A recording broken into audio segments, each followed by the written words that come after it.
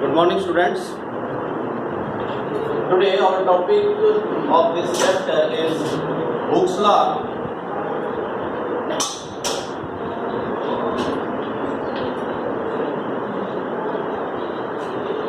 And its application. Application में mainly हमें एक वायर का केस पढ़ना है। तो वायर के केस में हम कैसे उसकी स्ट्रेंथ को डिफाइन करेंगे और कैसे हम ग्राफ प्लॉट करेंगे, वो हमारी इसकी एप्लीकेशन है। तो स्टार्ट करते हैं हुक्स लॉ से, जो बहुत सिंपल है और जो हमने पहले देखा है उसके बारे में हमने ये पढ़ा था कि load is directly proportional to extension. पढ़ा था ना ये? Yes sir. एक्सटेंशन और एलोंगेशन, जितना लोड होगा किसी वायर के ऊपर। मैं एक वायर का केस ले लेता हूँ। हमने एक वायर लिया था, उस वायर को एक्सटेंड किया किसी लोड के सस्पेंशन में। मतलब लोड, वायर के नीचे एक लोड हमने लगाया। लोड को जब मैं इंक्रीज करूंगा तो वायर एक्सटेंड होगा, और वो जो एक्सटेंड हो रहा है वायर, उस एक्सटेंशन को मैं कैलकुलेट करता हूँ। तो यहाँ से ये समझ आता है कि load is directly proportional to extension. जैसे जैसे हम लोड बढ़ाएंगे वैसे वैसे एक्सटेंशन भी इंक्रीज होगा। तो load is directly proportional to extension, और ये बात हम पढ़ चुके हैं कि इसी लोड को हम सॉलिड्स के अंडर स्ट्रेस नाम से जानते हैं, और एक्सटेंशन मतलब चेंज इन कॉन्फ़िगरेशन, और इसे हम सॉलिड्स के अंडर स्ट्रेन नाम से जानते हैं। तो जो आपके पास स्पेशल फॉर्म आई किसकी, हुक्स लॉ की, वो मैं कह सकता हूं कि stress is directly proportional to strain. Okay, अगर मैं यहां से प्रोपोर्शनैलिटी हटाऊंगा तो एक प्रोपोर्शनैलिटी कांस्टेंट इंट्रोड्यूस होगा, और वो कांस्टेंट आपका इन दोनों को इक्वेट करने के लिए हेल्प आएगा। क्या? Stress is equal to something constant into strain. And what is this constant? इसको मैं यहां लिखूंगा कैपिटल ई से। तो ई की वैल्यू डिफाइन हो जाएगी, it is the ratio of stress to strain. ठीक है। अच्छा, आप लोगों ने फिजिकल क्वांटिटीज पढ़ ली हैं, और जब वहां स्ट्रेन भी देखा होगा, जो वो टेबल है उसमें आपने इसे देखा होगा। तो स्ट्रेन क्या है? डायमेंशनलेस क्वांटिटी, और ये हम पढ़ भी चुके हैं। Because strain is change in configuration upon original configuration. तो ऊपर भी वही यूनिट आएगी, डिनोमिनेटर में भी वही यूनिट आएगी, तो नो यूनिट, कोई यूनिट नहीं है स्ट्रेन की। तो जो आपकी ई कांस्टेंट की यूनिट है वो वही होगी जो स्ट्रेस की होगी, और स्ट्रेस के बारे में हमें पता है it is newton per metre square, and this is coefficient of elasticity, coefficient of elasticity. तो ये कांस्टेंट जो है इसकी वही यूनिट होगी जो स्ट्रेस की यूनिट होगी, मतलब न्यूटन पर मीटर स्क्वायर इसकी यूनिट होगी।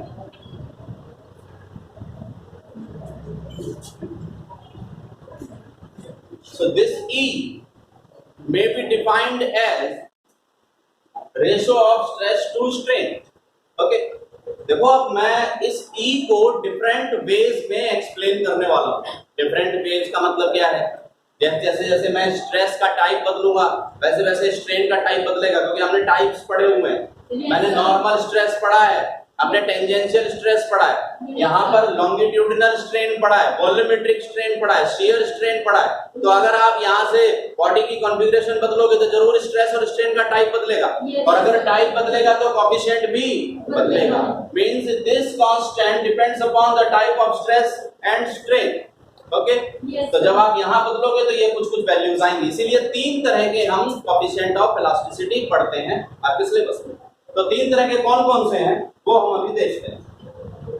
तो ये तो समझ आ गया कि स्ट्रेस और स्ट्रेन की जो रेशो है, वहां से हमारे पास एक कांस्टेंट डिफाइन होता है। तो वो रेशो किस केस में? सबसे पहला हमारे पास केस आता है जब मैंने स्ट्रेस लिया है normal stress divided by longitudinal strain. अब आप लोगों को समझ आ जाना चाहिए मैं किस केस की बात कर रहा हूं। क्या होगा? जरूर एक वायर होगा, है ना? एक वायर होगा, क्योंकि लॉन्गिट्यूडिनल का मतलब है लेंथ के अबाउट। लेंथ के अबाउट मतलब कोई सिलेंड्रिकल शेप का तो वायर हुआ ये। तो एक वायर है आपके पास। ओके, इसके नीचे मैंने एक लोड सस्पेंड किया हुआ है, ये लोड है, लोड बढ़ाता जा रहा हूं, वायर में एक्सटेंशन आता जा रहा है। ओके, ठीक है।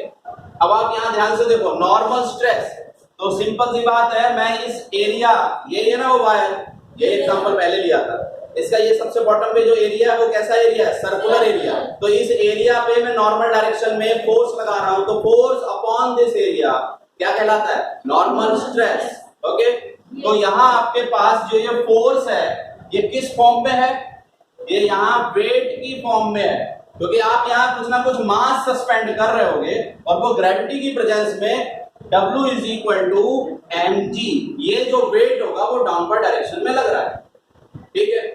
तो यही तो फोर्स है वो, जिसकी वजह से इसमें एक्सटेंशन आ रहा है, और ये सिलेंड्रिकल शेप है वायर की, तो सबसे नीचे वाला जो एरिया होगा वो क्या होगा, सर्कुलर होगा, तो इसका जो एरिया होगा वो क्या आएगा, पाई आर स्क्वायर।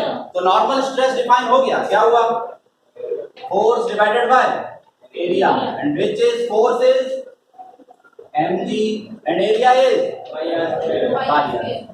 बोलो ठीक है, yes, ये समझ आ गया, दिस इज नॉर्मल स्ट्रेस, ये क्या है, normal stress,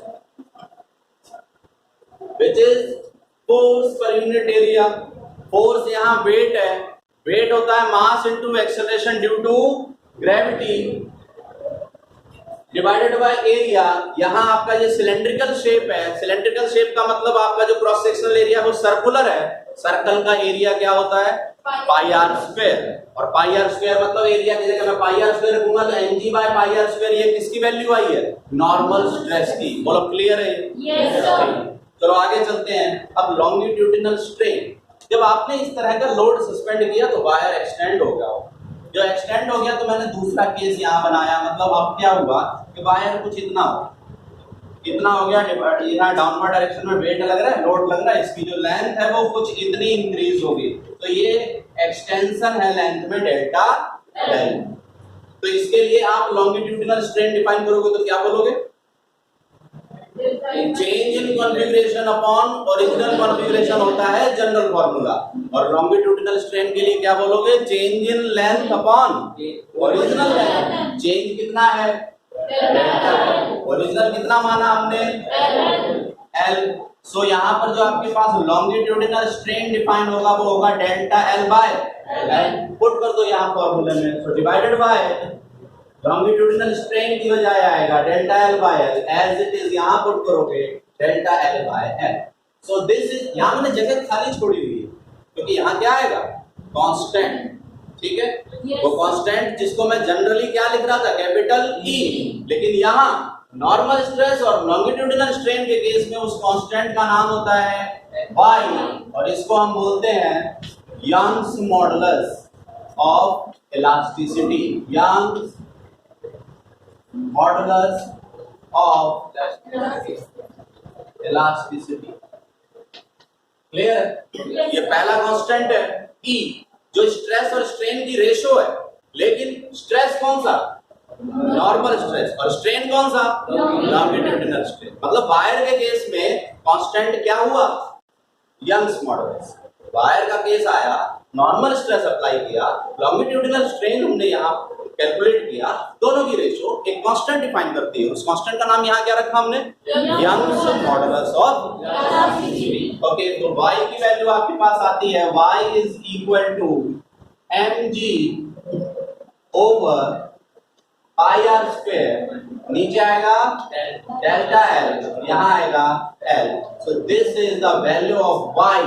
direct formula put होगा, किसी मटेरियल के केस में यंग्स मॉडुलस आपसे निकलवाया जाएगा, वहां आपको चेंज इन लेंथ दिया हुआ है, उसका क्रॉस सेक्शनल एरिया मतलब वायर का या सिलेंडर का रेडियस दिया हुआ है, आपको मास दिया होगा, आप मास से वेट निकाल दोगे, रेडियस से आप उसका एरिया निकाल दोगे, चेंज इन लेंथ है, ओरिजिनल लेंथ है, आपको यंग्स मॉडुलस डिफाइन करना होगा। जो भी वैल्यू आएगी उसकी यूनिट क्या आएगी, न्यूटन पर मीटर स्क्वायर, क्योंकि L से L यूनिट कैंसिल है, ये है मीटर स्क्वायर, और this is weight hence newton. So y की यूनिट क्या है, it is newton per metre square. Okay, clear. Next पे चलते हैं।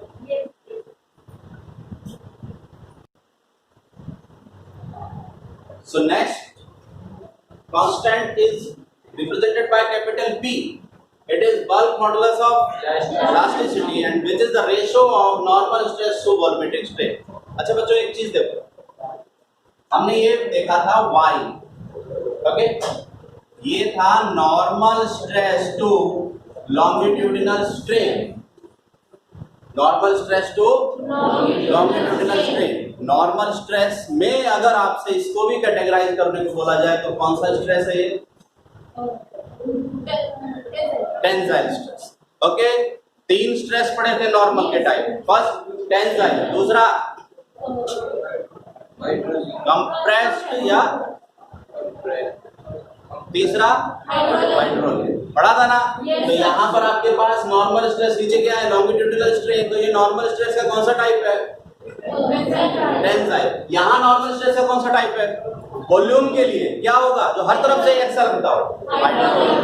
ओके, तो मतलब आप कैटेगराइज भी कर सकते हो, अदरवाइज आप पूरी फैमिली का नाम लिखो तो क्या है? Normal stress as a whole.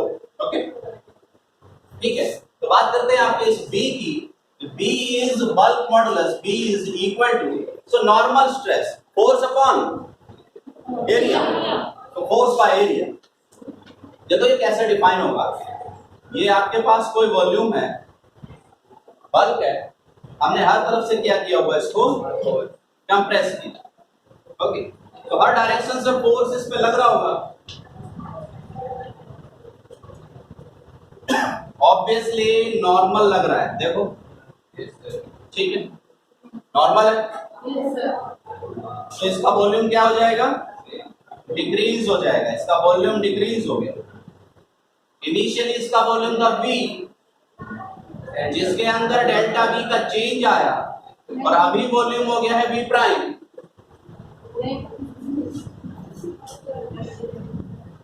So now final volume is V minus V prime, which is equal to delta V, change in volume.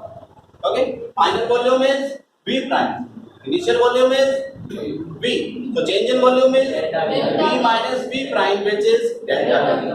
Obviously final volume V prime is less than initial volume, hence your answer is with negative sign।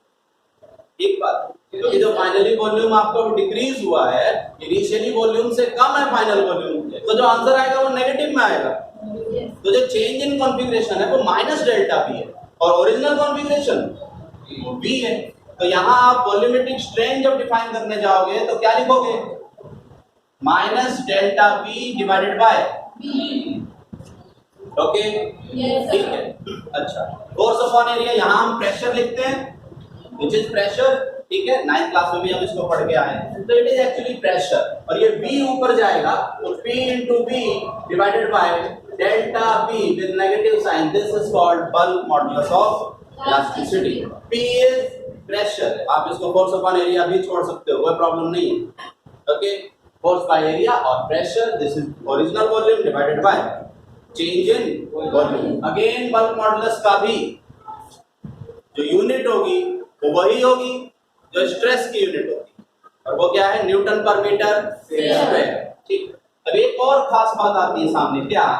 Reciprocal of bulk modulus. Reciprocal of bulk modulus is called compressibility. क्या बोलते हैं?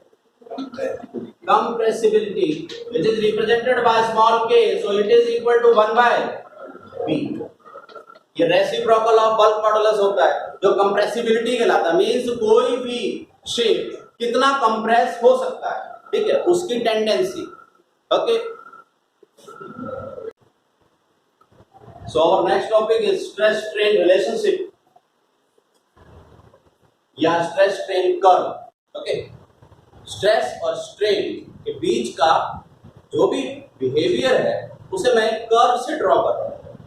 देखो हो क्या रहा है, हमने एक रिजिड सपोर्ट में वायर सस्पेंड किया हुआ है किसी भी मटेरियल का, aluminium, iron, copper, whatever the material is.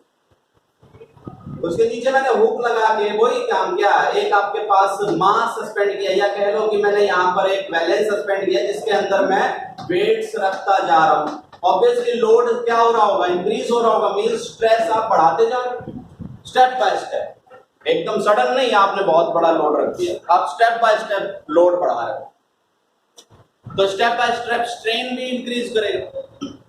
Okay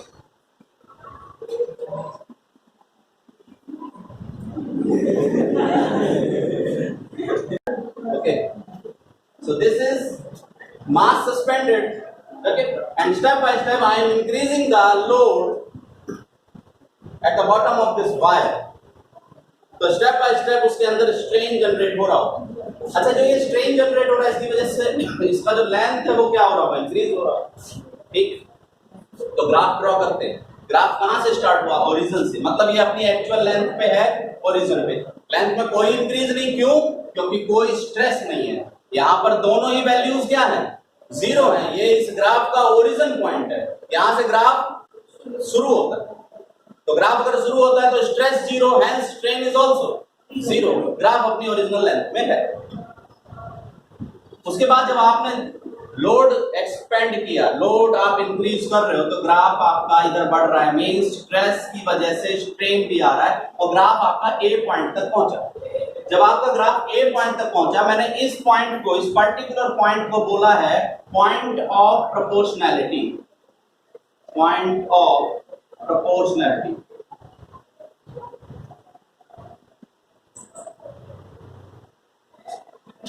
okay, ठीक है। और O से लेके E A तक, O से लेके A तक ये जो लाइन है या ये रीजन है, ये प्रोपोर्शनैलिटी लिमिट कहलाता है। प्रोपोर्शनैलिटी लिमिट का मतलब है यहां प्रोपोर्शनल है दोनों क्वांटिटीज। कौन कौन सी quantity, stress and strain. So stress is directly proportional to strain. Graph कैसा है, स्ट्रेट लाइन। क्या इसके बाद स्ट्रेट लाइन है? तो यहां तक मैं बोलूंगा कि यहां तक प्रोपोर्शनैलिटी लिमिट है। जो आपका मैटर है या सॉरी जो वायर है वो प्रोपोर्शनैलिटी लिमिट को फॉलो कर रहा है, मतलब प्रोपोर्शनैलिटी रूल को फॉलो कर रहा है। ठीक है, प्रोपोर्शनैलिटी रूल को फॉलो कर रहा है, इसका मतलब ये है Hooke's is directly proportional to sorry stress is directly proportional to strain according to Hooke's law. ठीक है, तो दोनों ही डायरेक्टली प्रोपोर्शनल हैं, मतलब आपका स्ट्रेट लाइन ग्राफ है। ठीक है, इसके बाद प्रोपोर्शनैलिटी लिमिट खत्म हो जाती है, मींस अब ग्राफ आपका स्ट्रेट नहीं चलेगा, मतलब हुक्स लॉ फॉलो नहीं होगा। तो हुक्स लॉ कहां तक फॉलो हुआ, ए तक। उसके बाद हुक्स लॉ आपका वायलेट हो गया, क्योंकि अब प्रोपोर्शनल नहीं है, वो एक क्वांटिटी दूसरे से अलग बिहेवियर शो कर रही है। कैसे शो कर रही है देखना, ए से लेके बी तक ग्राफ ऑलमोस्ट स्ट्रेट तो दिख रहा है, लेकिन थोड़ा सा क्या हो रहा है, कर्व है, किस तरफ जा रहा है। मींस जो स्ट्रेस है वो कम इंक्रीज करो, लेकिन स्ट्रेन ज्यादा इंक्रीज हो। आप सोच भी सकते हो, वायर के नीचे आप लोड सस्पेंड कर रहे हो, वायर इंक्रीज हो रहा है, इंक्रीज हो रहा है। एक पॉइंट ऐसा आएगा, कम लोड सस्पेंड करोगे फिर भी उतना ही इंक्रीज हो रहा होगा, क्योंकि वायर की स्ट्रेंथ थोड़ी क्या हो चुकी है, वीक हो चुकी है। अब वो उतनी टेंशन से उस लोड को क्या कर पा रहा है, उठा नहीं पा रहा है, तो वो थोड़ा सा ज्यादा लेंथ में इंक्रीज हो जाएगा। ओके, अब क्या है, बी पॉइंट पे जैसे ही आप पहुंचते हो, इसे बोलते हैं इलास्टिक लिमिट। क्या बोलते हैं, इलास्टिक लिमिट। इलास्टिक लिमिट का मतलब ये है कि इस वैल्यू तक, मतलब स्ट्रेस में देखो तो OB डैश, ये वाले स्ट्रेस तक आपका ये वायर क्या करेगा, इलास्टिसिटी शो करेगा, परफेक्ट इलास्टिसिटी शो करेगा। मतलब अगर आप बी डैश पर ग्राफ पहुंचता है आपका और यहां से आप लोड हटा देते हो, कनेक्शन तोड़ देते हो, तो ये वायर वापस अपनी ओरिजिनल कॉन्फ़िगरेशन में पहुंच जाएगा। ठीक है, इसे बोलते हैं इलास्टिक लिमिट पॉइंट। तो बी पॉइंट तक ग्राफ पहुंच गया, बी पॉइंट पर अगर आपने लोड हटाया, रिमूव किया, after the removal of load at point B, that is elastic limit point, wire regains its original shape and size. ठीक है, आप नहीं माने, आपने क्या किया, फिर से लोड सस्पेंड कर दिया। ओके, अब आपने और लोड बढ़ाया, ग्राफ आगे बढ़ेगा। ग्राफ आगे बढ़ा मतलब स्ट्रेस और इंक्रीज किया। अब थोड़े से स्ट्रेस इंक्रीज करने से ही पॉइंट सी पर पहुंच गया ग्राफ। इसे बोलते हैं प्लास्टिक डिफॉर्मेशन। क्या बोलते हैं, plastic deformation. What is plastic deformation, मतलब इलास्टिसिटी उसकी अब वैनिश हो चुकी है, अब वो प्लास्टिक की तरफ बढ़ने लगा है। प्लास्टिक की तरफ बढ़ने का मतलब ये है वो अब अपनी ओरिजिनल शेप एंड साइज में वापस नहीं आएगा। अगर सी पॉइंट तक पहुंचने के बाद आप इस वायर के नीचे से लोड सस्पेंड कर मतलब रिमूव करते हो, हटाते हो, तो अब भी वायर अपनी ओरिजिनल शेप साइज में वापस नहीं आ रहा। इट मींस उसके अंदर एक परमानेंट डिफॉर्मेशन आ चुका है। तो ग्राफ अब यहां से अगर वापस आएगा तो ओ पे नहीं जाएगा, कहां जाएगा? ओ डैश पे जाएगा। ये देखो क्या है, स्ट्रेन। स्ट्रेन का मतलब चेंज इन कॉन्फ़िगरेशन। अब ये ओ डैश तक का कॉन्फ़िगरेशन मतलब इतनी लेंथ में इंक्रीज तो वायर के में आ ही चुका है। मतलब 100 सेंटीमीटर का वायर लिया था तो अब वो 102 का हो चुका है, परमानेंटली 102 का हो गया। तो ये ओ डैश क्या है? 2 सेंटीमीटर। 100 क्या था ओरिजिनल और 2 क्या हो गया? Permanent set. So this is called permanent set. ये कब हुआ? जब वो प्लास्टिक डिफॉर्मेशन सी पॉइंट पर आफ्टर रिमूवल ऑफ लोड हटाने के बाद वो अपनी ओरिजिनल शेप साइज में वापस नहीं आता। सी, अगर आप सी को क्रॉस कर दोगे, आपने फिर से इस रूट को सस्पेंड कर दिया और वेट बढ़ा रहे हो, लोड बढ़ा रहे हो। अब देखो ऐसा होगा बच्चों कि सी से लेके डी तक आपका ग्राफ फ्लैट चल रहा है, देख रहे हो? हॉरिजॉन्टल लाइन के फ्लैट है, मतलब स्ट्रेस तो आप बढ़ाओ या ना बढ़ाओ, यहां मैं स्ट्रेस नहीं बढ़ा रहा, जस्ट सी को क्रॉस किया है और स्ट्रेन बढ़ रहा है। इट मींस वायर उतने ही लोड में जितना पहले था उसी लोड में भी क्या हो रहा है? वायर के अंदर चेंज आ रहा है, लेंथ इंक्रीज हो रही है। ठीक है, लेंथ इंक्रीज हो रही। इसे बोलते हैं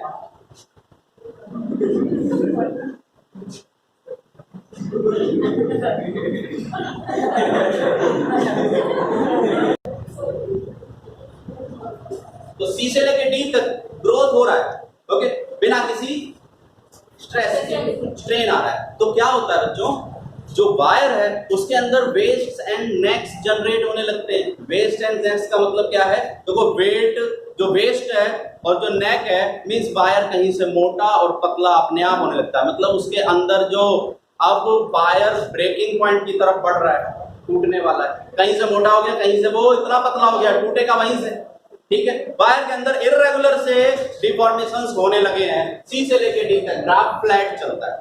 डी पॉइंट के बाद अगर आपने लोड इंक्रीज किया, मतलब स्ट्रेस बढ़ाया, तो सडन ई पॉइंट तक ग्राफ पहुंचेगा और ई पॉइंट को बोलते हैं अल्टीमेट स्ट्रेस। ये क्या बोलते हैं? Ultimate stress. यहां पर जो स्ट्रेस है वो है अल्टीमेट स्ट्रेस, मतलब ओ ई डैश की वैल्यू तो है अल्टीमेट स्ट्रेस और इस पॉइंट को बोला जाता है ब्रेकिंग पॉइंट। यहां लिखो आप ब्रेकिंग पॉइंट। ये है breaking point and this OE dash is called ultimate stress। समझ में? ठीक है, ये है ultimate stress and this is called breaking point. और उसके बाद सडन क्या होगा? वायर ब्रेक हो जाएगा। तो एफ पॉइंट पर वायर ब्रेक हो जाएगा। जैसे वायर ब्रेक होगा तो उस वायर में स्ट्रेस का अमाउंट सडन डिक्रीज होगा। तो इसलिए ग्राफ कहां से कहां आया है? थोड़ा नीचे आया है। तो सडन ग्राफ में जो वायर में जो लोड है वो क्या हो गया?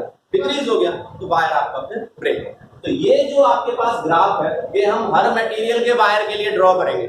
हर मटेरियल का मतलब क्या है? हमने ना वायर क्या कौन सा लिया? आयरन वायर लिया, एल्यूमिनियम वायर लिया, कॉपर वायर लिया, कौन कौन सा हमने बहुत सारे वायर्स लिए और हमने क्या किया? तो सभी के लिए ये ग्राफ्स बनाए। तो आप हर मटेरियल के लिए जानते हो कि वो मटेरियल का वायर कहां ब्रेक होगा, कहां तक मुझे उसको इंक्रीज करना है कि इलास्टिक लिमिट को क्रॉस नहीं करेगा।